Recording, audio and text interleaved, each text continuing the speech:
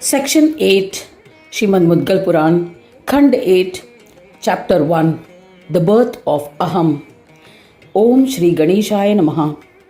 Shaunaka said, O learned one, we have listened to the all Siddhi bestowing legends of Vignaraja, which destroys mama or mindness, possessiveness.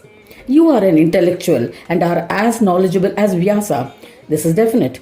Is it possible that you are a disciple of Vyasa and more erudite than the Mahatma? I am not satisfied after listening to this narration. Therefore, I request you to narrate the fascinating legend of Dhumravarna.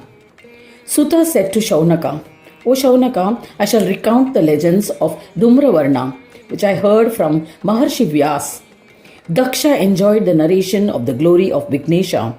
He had paid obeisance and requested Mudgalacharya, O Yogi Raj, I have listened to the all Siddhi bestowing glory of Vignaraja. It was sweeter than nectar, yet I am not satiated. Please narrate the legends of Dhumravarna comprehensively.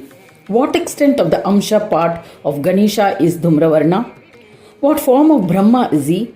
Through which yoga can he be attained? How many incarnations of Dhumravarna existed? What were their important deeds? What is the extent of his aura? To fulfill whose penance did he incarnate in an embodied form? Which Daitya did the Lord destroy to establish Dharma? Please enlighten us, O Yogendra. You are the greatest bestower of knowledge in this whole universe. Sutta said to Shaunaka, O Shaunaka, when Daksha asked with devotion and eagerness to be enlightened with the glory of Dhumravarna, Mahayogi Mudgalacharya said, O Daksha, you are reverential to yogis because of your absolute devotion. If this were not so, you would not have had any inclination towards Gananatha. O Prajapati, because of your bhakti, I am inspired to narrate the Siddhi bestowing legends of Dhumravarna briefly. Shiva and other devas and Vedas have failed to narrate his legends in entirety. How can I, of limited knowledge, narrate it in detail? However, I shall narrate the dialogue between Seshnag and Shiva from ancient times. Once, Seshnag offered pranams to the Siddhi bestowing, omniscient and compassionate Shankara and asked him, O Swami, the Vedas mention that there is no one superior to you. Under these circumstances, when you are in a state of meditation, which another Shiva are you meditating upon? Please clarify my doubts. O Maheshwara, why are you performing a deed that confuses us? Mudgalacharya said, responding to the queries of Seshnag, Shiva, the one with an affinity towards yoga and a well-known virtuous devotee, replied happily. Shiva said to Shesh, earlier, Sanakadi devotees had asked the same question. I shall now impart the knowledge of Ganesha which I had imparted to them. When Sanakadi saw me meditating on Ganesha, they had the same doubts. Sanakadi had said, you are the most supreme authority. You are not governed by anyone else. Under these circumstances, you are confusing us by meditating on another. O son of Kashyapa, hearing their question, I was thrilled and I imparted the absolute peace-bestowing Ganesh Yoga.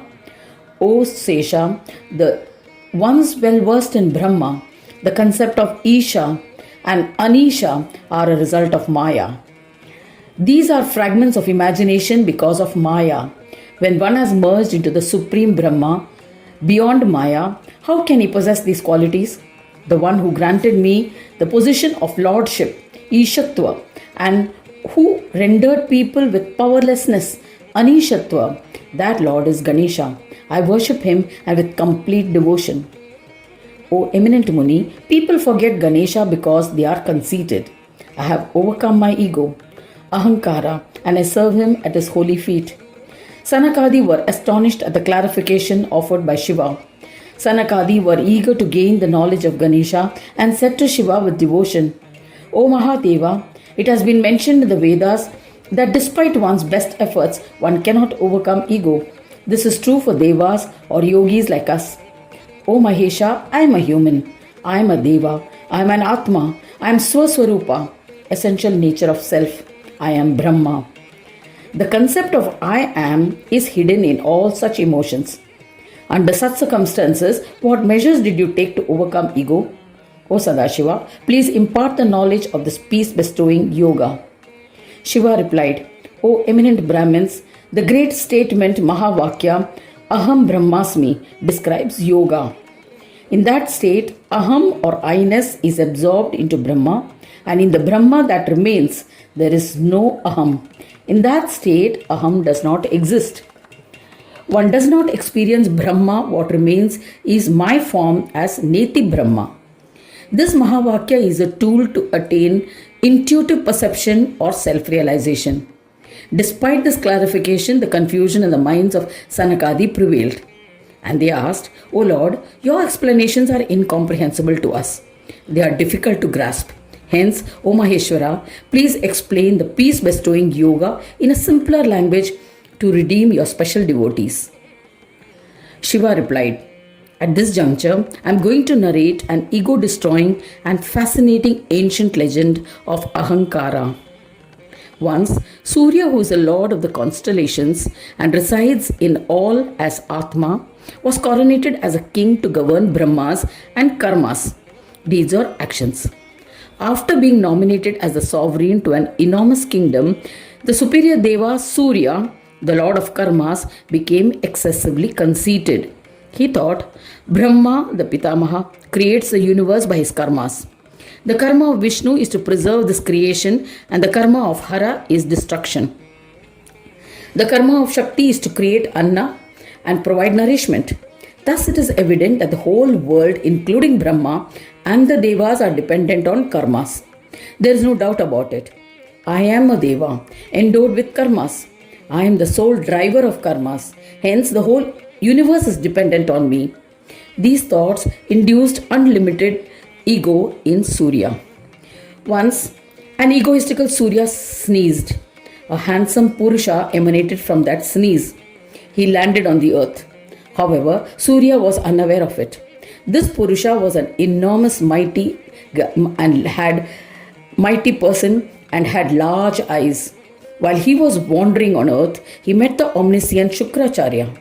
Seeing him, Guru Shukracharya pleasantly and lovingly asked, O child, who are you? Where do you live?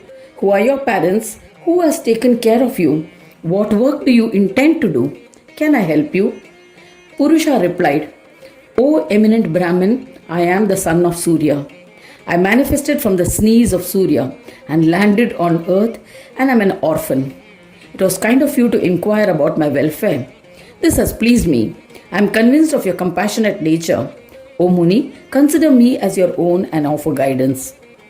Sri Shiva continued the narration, saying that after hearing the Purusha's reply, Shukracharya meditated and with his divine powers of intuition ascertained a path for him.